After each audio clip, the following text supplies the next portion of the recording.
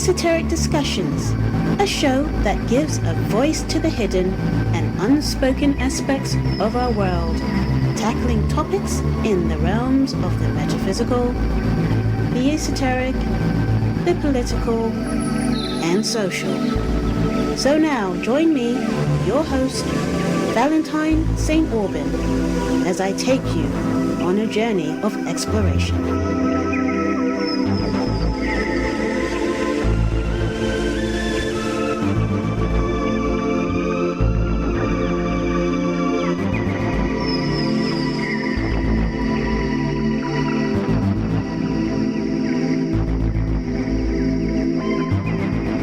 Hello and welcome to Esoteric Discussions. With me, your host, I am Valentine St. Aubin, and this is a show that explores the deeper issues and questions of life. I'm here every other Wednesday evening from 9 on Peterborough FM and online. And if you want to learn more about me, please visit my website at valentinesaintaubin.co.uk. Right, so it's the 23rd of October 2013, and welcome to the show. Thank you for joining in. Tonight I'm going to have as my special guest Neil Saunders, who is a fantastic researcher and author and speaker. And Neil has a BA in psychology and an MA in film studies, and he is the author of Your Thoughts Are Not Your Own, Volume 1 and 2. So if you want to check him out, you can do so by visiting his website at Neil Saunders, that's SANDERS, mindcontrol.com. But before I bring Neil onto the show, let's just set the mood as we like to do here on the show. I'm going to be talking tonight with Neil about the manipulation of music, and in particular hip-hop and rap. The state of hip-hop today is obviously appalling, to say the least. I could think of some other kinds of adjectives and words to say, but we have to keep it clean. But of course, you know, hip-hop is one of the most successful genres of music being marketed to the younger generation at the moment.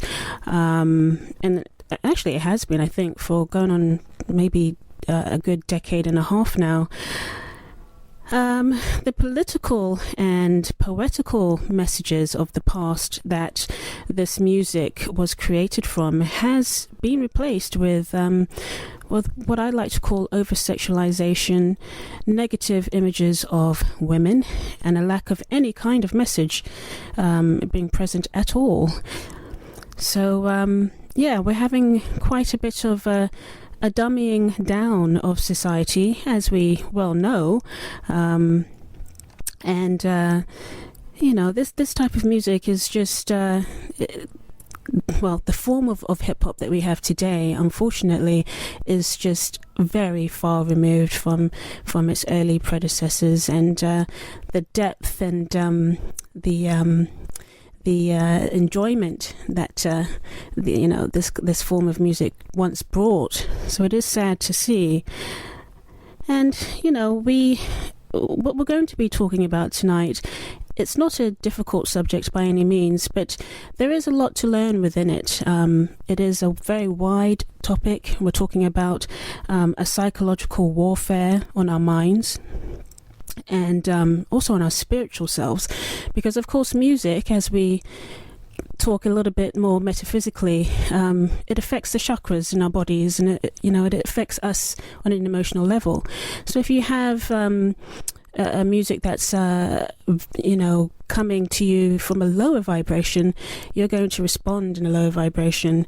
And it's sad to see, because of course hip-hop, according to, is it Professor Griff, he likes to call it, what does he call it, the higher impact on our people, or something like that. I forgot exactly what he says, but that's what it should be. It should be about a higher level. It should be about taking you to zones within yourself where you feel positive and have something great to express. So we're going to be getting into music, the music industry, and how it has been infiltrated by different campaigns with the CIA and the FBI, MI5, MI6. And the attack that it's had on society. So he will be joining me in a couple of minutes, but I just have one message to say before I do open up his mic, and that is, tonight is the last show for Esoteric Discussions for 2013. I'm going to be taking a break because I'm going to be having a baby next year, and I need to have some more time for myself because I am quite busy. I've got book 2 of Zoe Evans' Possible Worlds that I have completed, but I need to just redraft, and I have a non-fiction title as well that I'm working on, and I really would love to get these 2 books out for next year in 2014. So I have to juggle my time around. So I am going to be taking a break, but I'm going to be back next year. I'll be back doing more radio shows and hopefully a bit of television work as well. So look out for me on UK Telly. I'm going to be trying to break through on that arena. But I'm going to now open up Neil's mic and make sure that he is with me on the line. Neil, are you there? Hello, Valentine. Yes, hello. I am. Good evening. Good evening. Thank you for joining me. And thank you for inviting me. Yeah, as well, it's my pleasure. As I always say to my guests, it's always an honor to have great people join me on the show and share their information that they have. So, as you heard from my intro, and as you know, we're going to be talking about music and the manipulation of music, but in particular as well, hip-hop and rap, because that's an area that doesn't always get a lot of attention, and I think it should, because it is such a popular genre of music amongst the youth of today. I think the best way to maybe open up the interview is because obviously with your work you talk about mind control, right? And the different mechanisms and the different campaigns that have that have gone on in the past. So maybe if you can just give us, and I know this is going to be really difficult because it's such a big topic, but if you can just give us a simple overview of the music industry, maybe starting from the 60s, and just some of the things that your research has flagged up that would be of interest to start this conversation. Well, I mean, the thing that a lot of people don't realise, or perhaps don't think about, is that if you're talking about systems of control, okay, there are financial systems, and there's monetary systems, and there's your job, and there's political systems and stuff like that. But also you've got an incredible amount of time, well, you've got 8 hours a day, basically, that they also need to fill.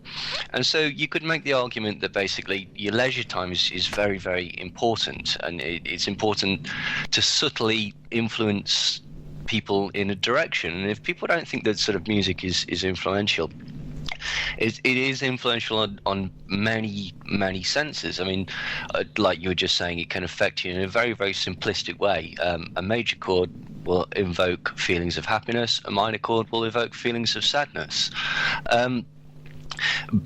But also, music sets trends. I mean, music gives you your heroes. It gives you your role models. It sets fashion trends, and it can change language, and it can influence entire swathes of society. And particularly, what's often most apparent is in fashion and such like that. But if you want to talk about sort of control, I mean, the music industry per se, it's always been under a system of control. I mean, you can take it back to sort of the jukebox wars, as they were called, which was essentially mafia control of jukeboxes, who would be put into the jukeboxes, and so which artists would be played, and that sort of thing. So there's always been an element of control. And the thing about the thing is, I mean, this is a very glib and broad statement, but and we haven't really got time to go into it, but essentially the CIA and the mafia often work alongside each other, and are interchangeable. So when you're talking about things like the jukebox wars, you could infer that perhaps there is an intelligence agency element to that. And then later on you get things like payola. Payola is the paying of DJs to basically push certain artists. And don't be fooled, this still goes on. There's a very recent documentary, I'm pretty sure it was Limp Bizkit, and Limp Bizkit essentially paid a certain amount of money to get their cover of Faith pushed on certain. I apologise if it's not Limp Bizkit, but the point is still the same. They paid a certain amount to get this into heavy rotation on popular music radios. And there's a thing called the PRS, which is it's to do with publishing rights and getting paid for every time your song is played. Yes. And so there's a very, very strange thing that still goes on today within the music industry, that basically if an artist, a popular artist, let's say Justin Timberlake, gets his song played on the radio, then he gets paid a certain amount for every time, or the record company gets paid a certain amount for every single time that music gets played. So it allows them to pump more money into publicity. The more publicity, the more people hear it, the more people want to hear it. So the more people buy the single. The more people that buy the single, the more it has to be played just due to its popularity on the radio station. So the more money it gets, the more they can publish it. The more they can publish it, the more copies of the single they sell. And so it's a cyclical thing, which is why certain artists become megastars. But we can take it a stage further. I mean, there are various aspects of it. The CIA and the musicians of the 60s is one aspect that is very sort of cross-contaminated, and Dave McGowan's work on Laurel Canyon is the sort of best work on that. But just to sort of cut it very short, we'll hopefully talk about this later, the military-industrial complex was rife within all the musicians of that particular era. Yeah. There's a cross-contamination with the music industry on a sort of on a board level. So you will get instances where basically, for example, Time Warner has got cross-contamination with certain weapons companies. Yep. And what you'll see with that is that there are laws in effect that basically mean that a company cannot do anything that would be detrimental to the shareholders. And one thing that, I mean, this is a tangential thing, but one thing that's detrimental to shareholders is reducing profits, and one thing that's sure to reduce profits is lowering the price of your products. So interestingly, it is technically illegal to lower the price of your products. But the point being that because of this cross-contamination of people on a board level and board members and CEOs and such like that, it would be detrimental to the shareholders of Lockheed Martin if Time Warner put out a record through Interscope, say, that criticized the military-industrial complex. And so when you have instances like that, a very famous instance was the Tupac song. It said, I think it was "Keep Your Head Up," but he said, "We've got money for wars, but can't feed the poor." Yes, this famous line. Yep. That caused problems, serious problems definitely. with his record company, because on a shareholder level, people were saying that this was detrimental to their stock. And this was a genuine business concern that people had, you know, whether this was a cover for sort of to stifle the message is unclear. But what certainly is clear is that Tupac's album was shelved for a strange amount of time to essentially kill his buzz before his second album was out. And then he was this was all, Tupac's a whole other story at this point. He was getting involved with specious charges and COINTELPRO and all this sort of thing. And so that's how it works on a sort of a very sort of nuts and bolts level of tangential, a level that we can grasp on a sort of realistic thing. And then you could look at the aspects of trends. And one thing that was certainly prevalent over the past few years was the sexualization of very young pop stars like Christina Aguilera and Britney Spears, and the sort of use of the schoolgirl imagery and the innocence, and the virginal construct, and who was that really aimed at? What's really strange, that's not aimed at kids, is it? That's probably aimed at the parents. And the argument is whether is this a marketing campaign to make this girl relevant, because if the parents don't mind if the video's on, then the kids get to watch it a bit more, or is it something that's a little bit more sinister, a sort of march towards pedophilic sort of interest and that sort of thing. Yep. But that's a different argument. But suffice to say that the music industry is a very, very, very grimy business, and what people don't realize is all aspects of the entertainment industry, the film industry, the television industry, they have an element of Department of Defense or military intelligence involvement. And this is to basically, it's soft propaganda. And this isn't airy-fairy. This is a fact. The CIA, for example, in Hollywood, George Tenet, the ex-head of the CIA, was part of their liaison bureau. Afterwards, you can buy or you can rent equipment from the US military, any faction, in order to make your presentation more realistic and more bombastic and whatever, so long as the military or the Pentagon, essentially in a lot of cases, get final rewrite of the script. So they're not going to allow anything in there that's going to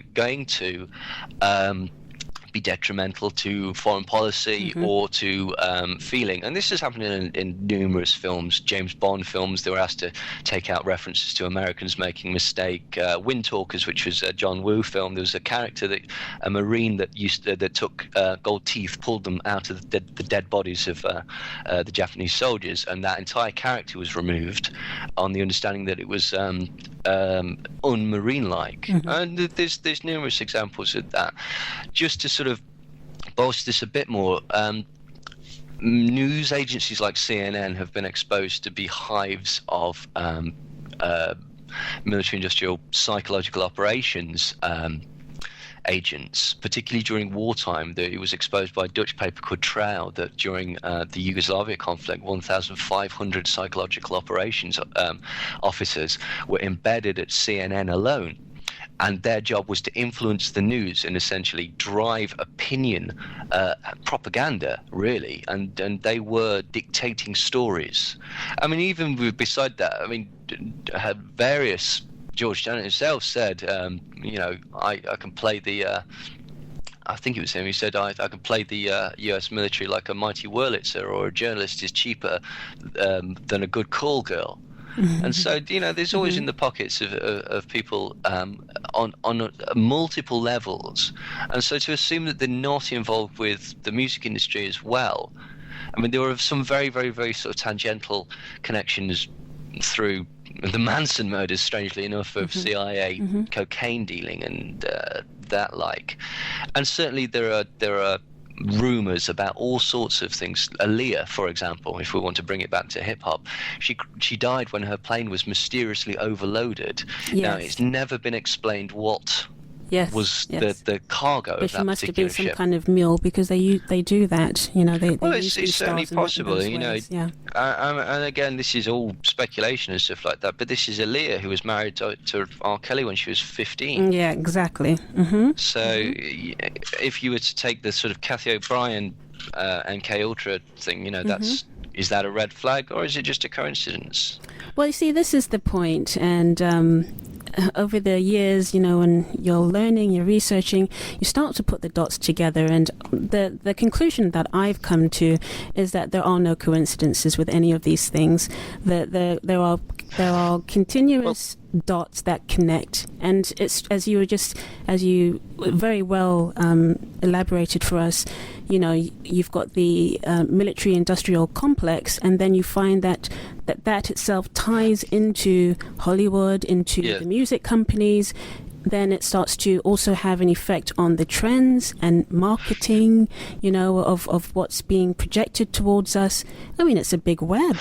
Well, there was another thing that I forgot about that I've just remembered. In the 80s, it was revealed that the CIA owned about 1,200 publishing companies that publish magazines or books, publishing houses, that sort of thing. And it transpired that they owned 40% more than the largest legitimate publishing house in America. And so what you'd get, as people say, so what, who cares?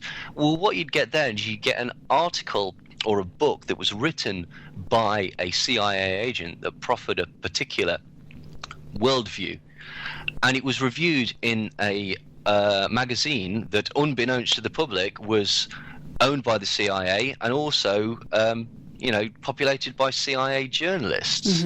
So, I mean, just to come back to what you were saying, there is a sort of what you're saying about no coincidence and something, there is a sort of danger of what's called sort of guilt by association, and there's a lot of people that would sort of say like, oh, look at all the symbolism in certain videos and stuff like that, and there's no doubting that it's there, and there's no doubting that some of it is hidden and you'd have to search for it, but there are certain other aspects for that, and the one I always use is ASAP Rocky.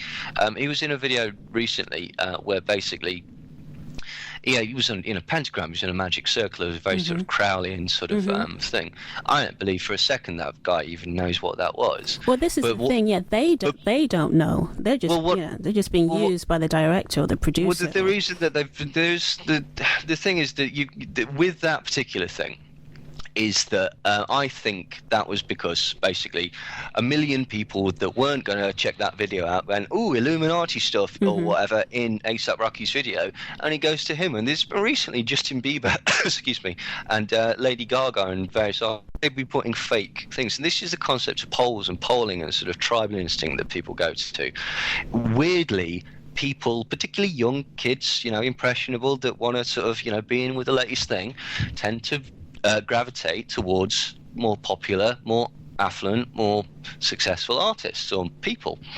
And so if you can project the fact that so many people, or the majority of the world, are into you, a lot of people want to check it out because they don't want to feel left out. It can also have the opposite effect. Absolutely. So I don't want to be involved in that at all. It's a sort of rebellion. And this works in the same way that polls work. The Sun will publish a poll that says Cameron is 80% ahead in the general election or something like that. And so you'll repeat that to your friend. Yes, and your friend like will repeat parrot, that to his friend. And then that becomes a truism. And if you lose the start of the sentence where it says the Sun says, and before you know it, basically, the majority of people believe that Cameron's 80% in the polls. And so some people's floating voters or whatever might not bother, or they might go, you know what, I'm going to go with majority because that's the thing. And these are psychological instincts that are played on. This is the cult of personality that is intrinsic within the music industry. The only other thing that I want to say about the sort of the danger of guilt by association and stuff like that, you get a lot of people that basically, like the West Memphis Three is just a perfect example of that. These kids were convicted on the fact that they wore Metallica t-shirts, okay, and certain other bands, the people will say, oh, this guy's wearing a Venom t-shirt, or this guy's wearing a Slayer t-shirt, or or whatever, Slayer, ooh, they've got pentagrams and Rain in Hell and raining blood and South of Heaven and all this, ooh, it's satanic. Those two particular bands, Venom and Slayer, are satirical bands. They're not satanic at all. They're actually, Tom Araya, who's the lead singer of Slayer, is actually a devout Catholic. A lot of people don't know this. So there is a danger with certain things of just going, look, this is negative, and not understanding that it's parody, or it's schlock horror. It's a bit of fun. Like there's not always, and there is a room for negative stuff. Gangster films, violence, and certain like that. It doesn't mean that it has to be everything, but there is a danger of sort of guilt by association, basically. Yeah, I understand your point, and I think it's a good point to make. I would just say from the other side of it, even with these bands themselves, most of these people have no idea what a pentagram is. I mean, I've been seeing girl bands with upside down crosses on them. They have no idea what that's really representing. So they're just, it's like fashion for them, isn't it? It's just, exactly. Oh, everyone's doing it, so as you were saying, so let me be part of the herd and I'll copy. But I do think there's an element of those maybe higher up, and I would have to say maybe a bit high still, because even maybe the you can't deny it's there, can you? That's the point. They may not know, but they're getting their orders from somewhere. Well, I mean, 2 Chainz basically had to do an interview recently, right? Basically, he's become very successful, and he did an interview on This Is 50 with Jack Thriller. Excuse me, and he basically said, what's been going on for you? And he goes, well, the reason I got successful was because I joined the Illuminati. Ha! Oh, yes. And they were all laughing about it and stuff like that. Yeah. The guy's basically, he got really bent out of shape and fell out with a load of people because his grandmum's got upset about that and stuff like that. And he did a sort of video saying, look, I'm not in the Illuminati. I don't get to say what's in my videos. I was joking with this guy. And absolutely, blah, blah, blah. Yeah. And there's a lot of things. It validates your point that basically they don't really get a say in their image. Yeah, and this is what people have to be clear about when they are using these terms of Illuminati within the music industry and things. And there are lots of artists coming forward and starting to say certain things like, well, we know that there's something there, but we have no idea what it is, because they're so far removed from us, we would never be part of it. I mean, like Jay-Z, for example, a lot of people try to give him more power than really what he has. Jay-Z doesn't even own that basketball team that he claims to own. Yeah. It's a front, it's a fraud. And I'm going to be honest. He's doing better than me, but he's not doing as well as people think he is. No, exactly. And I'm going to be honest, the Illuminati, the higher elites, they are known to be overtly racist. They're not going to allow Jay-Z to be part of their gang. Now, they'll use him as a pawn, but he's not going to be invited into their inner circle. No way. No, Jay-Z, Lady Gaga, any of these people are not in the Illuminati if that is what they so desire to call themselves. And by Illuminati, we mean the echelons of society, the very elite, consolidating their efforts to remain in power. That's right, yes. It's not a crazy conspiracy theory. You can prove it by just basically opening a Forbes magazine once a year. There are about a few people that through various conglomerate interests somehow manage to control the majority of interests on the planet. Mm-hmm. And just to draw it back to what we were talking about, one of these things is the music industry. Don't be fooled.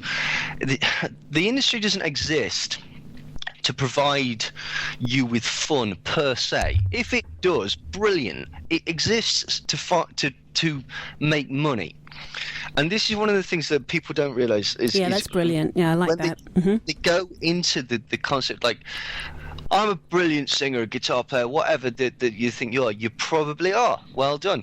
The music industry doesn't care about that, right? Okay, they don't ever push an artist. They push a product.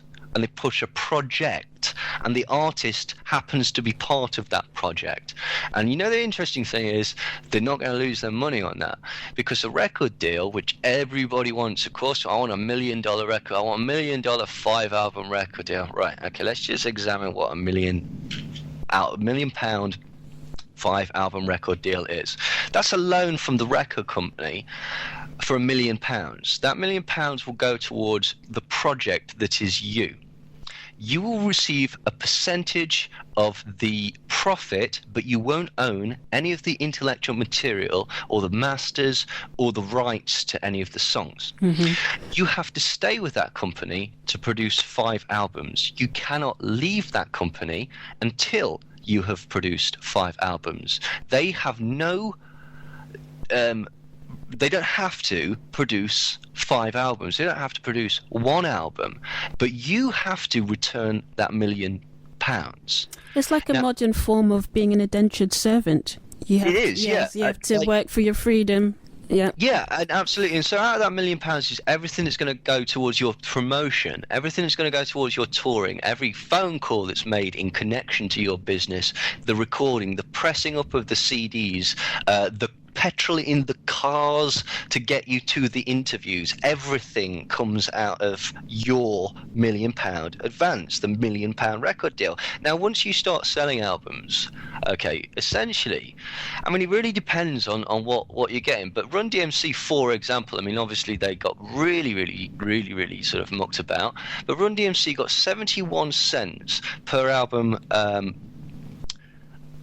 sold, split between 3 people, minus taxes, minus a few expenses as well. So they were flat broke after their first 3 albums, which were hugely popular. Yep. Big Smalls had $15,000 in the bank when he died, which was not enough to pay his monthly mortgage, car payment, etc., etc., etc.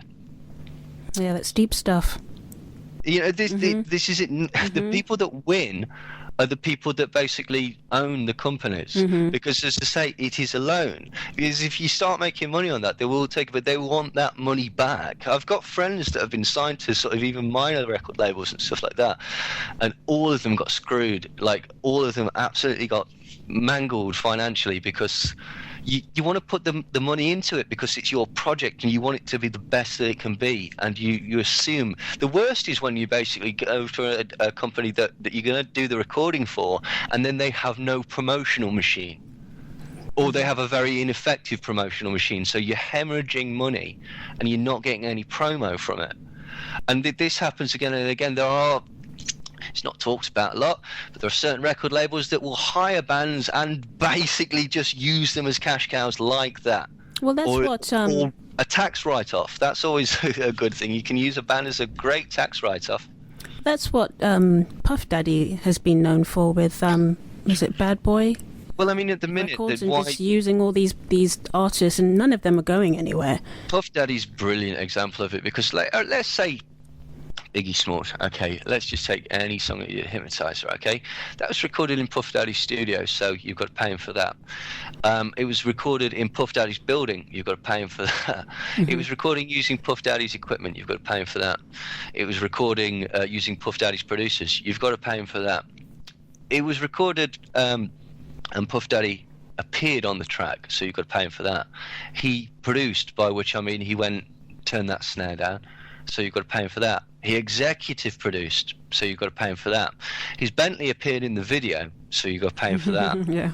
He co-wrote the beat, apparently, so you've got to pay him for that. And he also owns a piece of it. Also, he's the record label owner, so he owns the master rights anyway. So in your video, his Bentley appears in it, so you've got to pay him for the hire of his Bentley. You also pay for all the everything else. He appears in it, so you have to pay him for that. And so basically he's got paid about 27 times off the back of one single song. Yeah. That the artist, Biggie Smalls in this particular case, is getting 71 cents on every single sale. And some of that's going back into the project that is Biggie Smalls as well. Yeah. Yeah. Yeah. Well, there you go.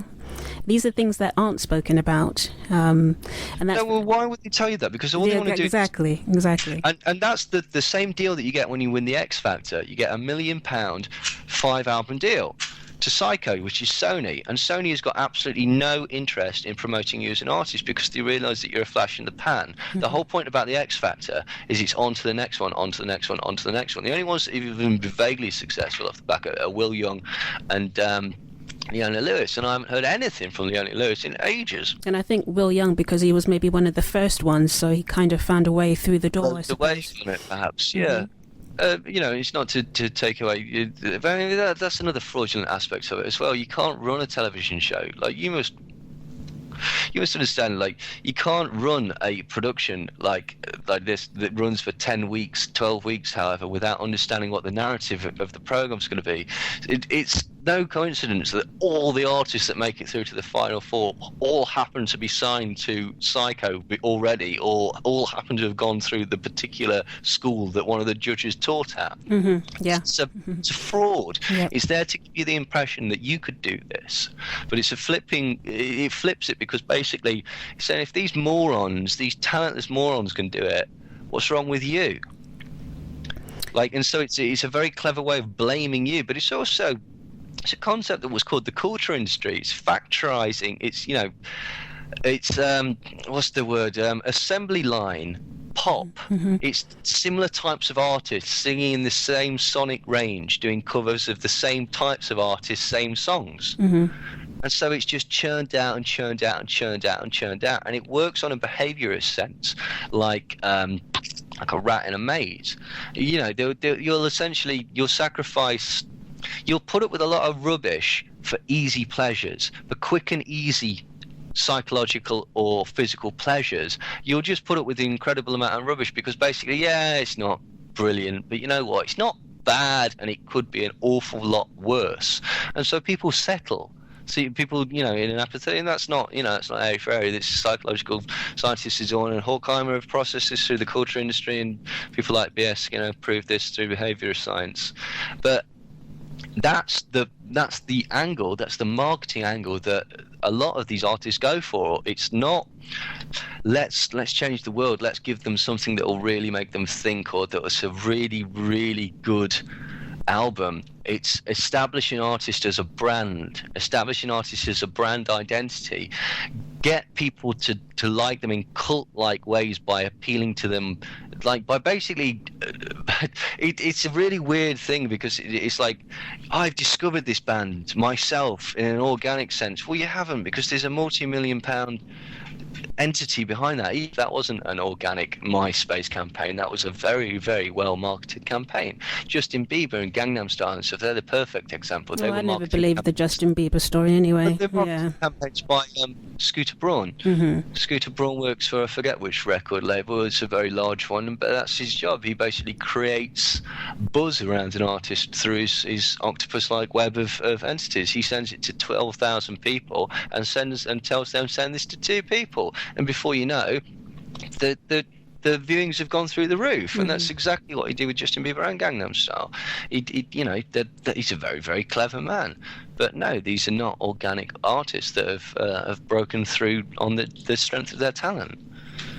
Well, you have a great wealth of knowledge and information, Neil, and well, I just wish that people could really start to open up their eyes and their ears and get this kind of stuff, because at the end of the day, we're the ones spending our money on this, on music, and helping to support it and what have you, and we deserve better. And I do want to just, because we are running, because the time is really moving very quickly, I do want to talk to you a bit about what's been happening in hip-hop in particular. Yeah. Because I know you have a good understanding of that as well. And you picked up on Tupac earlier on, and I just wanted to talk a bit more about Tupac, because there's a bit that people don't know about Tupac. I think information has been coming out over the years. Is it John Potash? Brilliant. Yeah, John Potash. For people who don't know, he's a freelance writer. He's a researcher, and he took about 10 years putting together a book. Was it called the FBI War on Tupac and Black left leaders? Activist, yeah, something like that. But yeah, you'd be able to find it if you just put in his name on a search, you'll find it. But he did 10 years of intense research, and he used the right of the Information Act to get direct files and things from the FBI and the CIA, all these different files that they had on different black leaders and black entertainers and things. And Tupac was, of course, very important, because what people don't know about Tupac was that his parents were part of the Black Panthers. Well, he was too. And he was too, yes, he was. And there's so much there, so I wanted to just talk to you about that, because, Tupac and I are about the same age. He's about a year, or he would have been about a year older than I am. But I remember when he came out, and I didn't really care for him, also because I was getting very fed up with where they were taking hip-hop and rap. We had gangster rap that started to blossom, and I enjoyed the early gangster rap. I liked NWA. I thought they were great when they came out. Well, there's an argument that NWA aren't strictly gangster rap, really. Yeah, but, in that sense, no, because they did have a message, and they talked about police brutality and social inequality. Yeah, absolutely. They did do Gangster, and the Ghetto Boys did various songs, and Criminal Minded by Boogie Down Productions was told through the perspective of a murderer. But they were all, a lot of it, as we said, it mixed it with the social commentary, basically. Yeah. And it was really, this is, I don't want to, I'm a huge fan of Snoop Dogg's early stuff, and Me too. I liked Biggie Smalls and Mobb Deep and Shine and Nas. Love it. Brilliant stuff. There's a place for it. I'm an adult. If I want to listen to adult music, I'm going to listen to adult music. If I want to live vicariously and go, yeah, wow, a fantasy, that's brilliant. That's better than me going out and actually hurting somebody.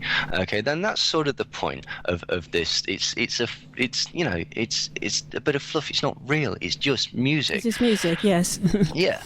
But there is certainly the rise of Death Row Records, cannot be denied, that there was a move to more overtly push the gangster lifestyle.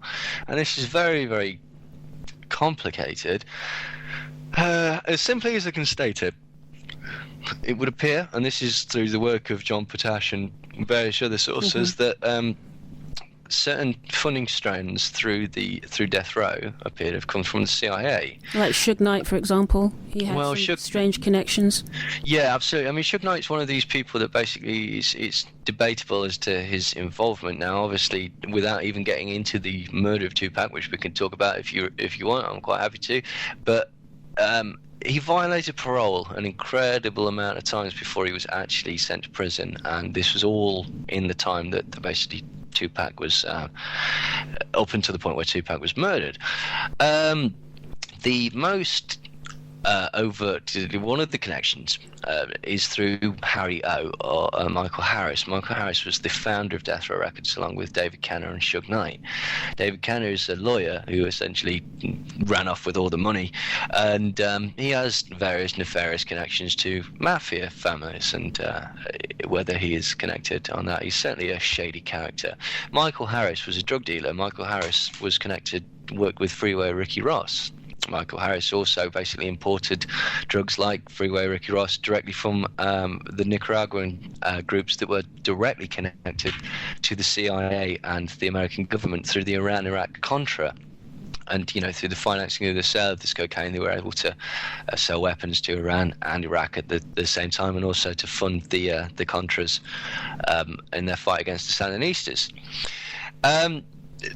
There's also an element that basically the CIA were promoting the use of crack, and this is best talked about in Dark Alliance, and we can get into a debate about it for hours. I'm just going to simply say, yep, they were. It's straight up. They absolutely were. There was a campaign to, and this seemed to tie in with a few things. First, Scarface, which was not considered at the time to be a particularly good film, but was very, very, very promoted through smaller cinema chains and such like that just so happened to be in black areas and such like that. And it I actually did this as my film studies.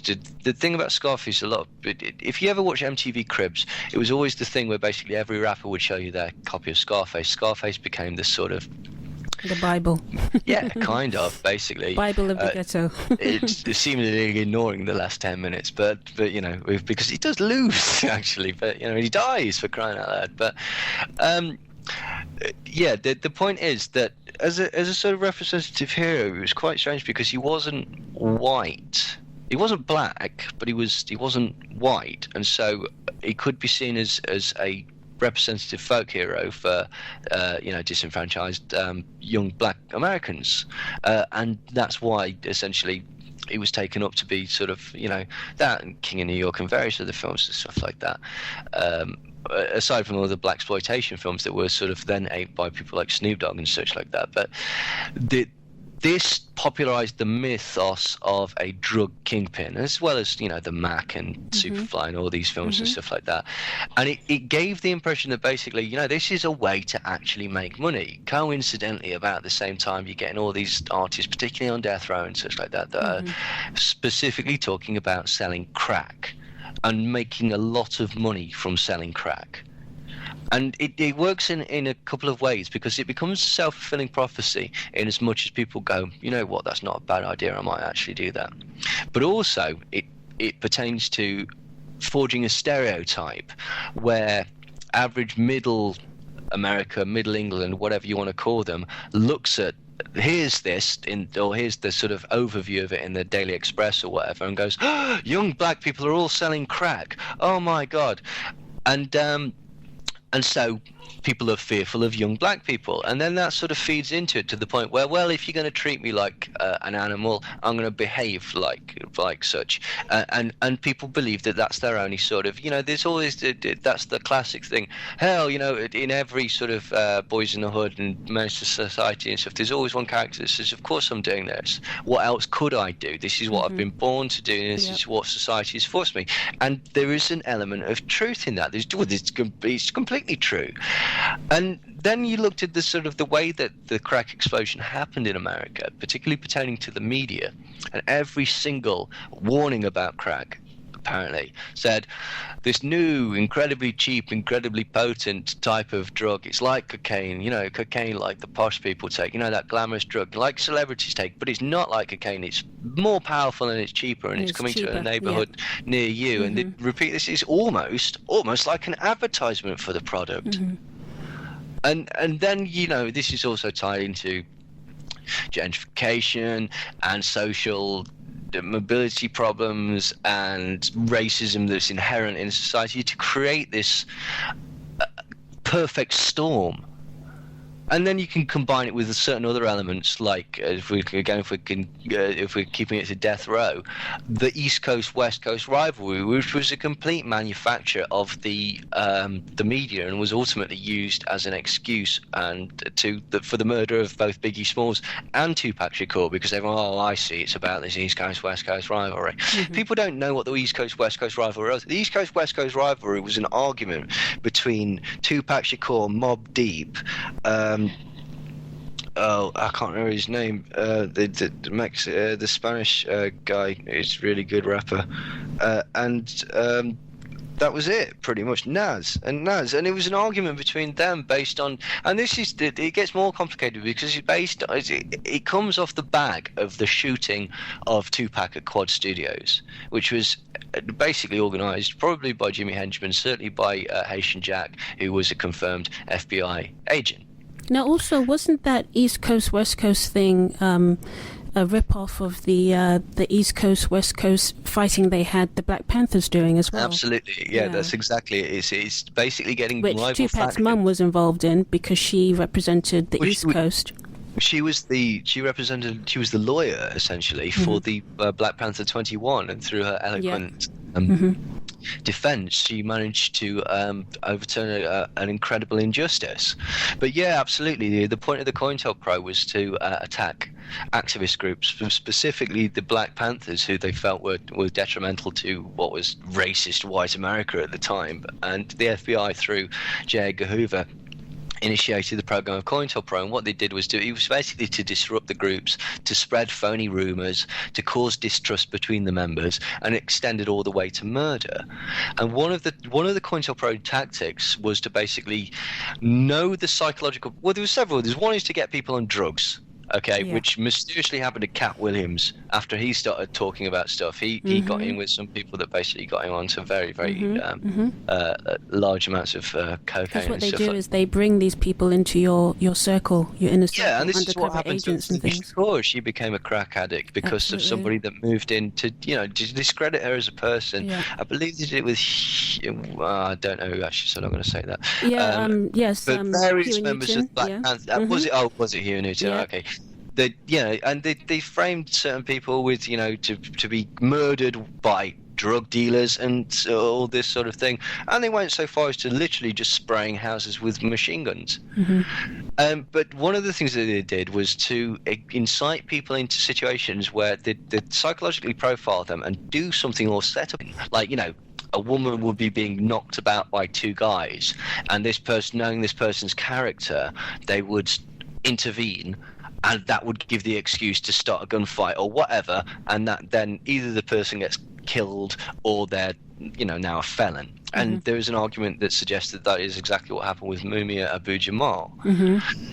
But one that certainly happened with Tupac Shakur. A lot of people, Tupac Shakur shot two policemen, and that's all that they knew. That's all that people know about it. They might have heard it in the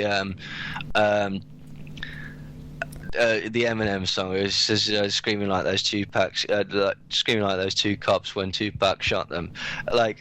Let me explain what happened there. Tupac was in his limousine driving along. These two people stopped in front of his limousine holding up traffic and started beating up a black guy, a young black guy. He stepped out. They pulled a gun out and started firing at him. It transpired that these two were off-duty policemen, and the gun that they had, or the guns plural that they had, was stolen from the evidence locker. Tupac basically got the gun from his security guard that was a licensed gun and shot these two people. He didn't kill kill them, but he shot them. And then that was sort of very much played up in the media. Essentially what that was a failed COINTELPRO. It was probably an assassination attempt, to be quite honest. They were constantly trying to find ways to get at him. Because he does have a famous line where he says he didn't have a record before he made a record. Yeah, exactly.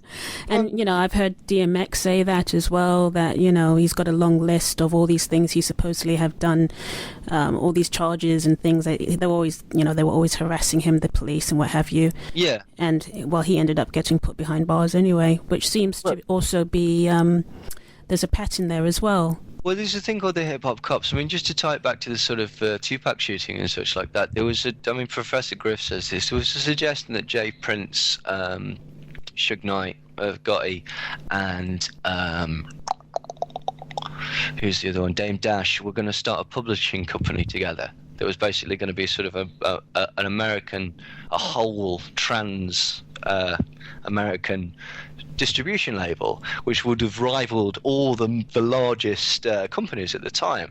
Mysteriously, on the same day or within days of each other, all those people were visited by the IRS. It went better for some people, or had something very bad happen to them. Suge Knight went to prison. Gotti got caught up in all sorts of drama connected to Supreme Griff and cocaine dealing and all this stuff, and which also tangentially connects to 50 Cent and Jam Master Jay. But the person that came out of this squeaky clean and went on to become a CEO of Rockefeller was Jay-Z. Yeah. Although, to be fair, Jay-Z did go through that nonsense where they basically framed him for stabbing Un Rivera, which he blatantly didn't do. Make of that what you will. But it's a tangled web, and this is the point. Like, people don't appreciate it. What we were saying about setting trends and stuff like this. This is how it ties into the drug dealing and stuff like that. And again, I want to say this isn't a sort of. I'm not coming down on the genre or even the respective artists within that genre. It's sold to them on the American dream.